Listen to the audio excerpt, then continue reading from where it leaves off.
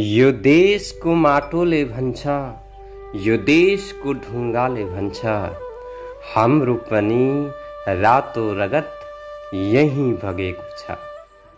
हरिभक्त कटुवाल हामी सबैको लागि रोएका कवि।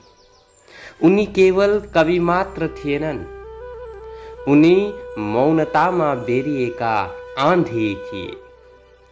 आसामको शान्त परिवेशमा जन्मेका, तर उनको आवाज हरेक गोर्खाली हृदयमा गर्जियो।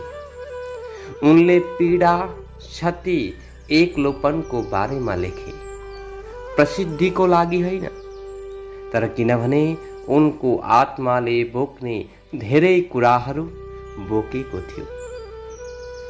मैले आकाश हेर्न बिर्से र त्यो आकाशको लागि मैले मेरो जीवन दिएँ।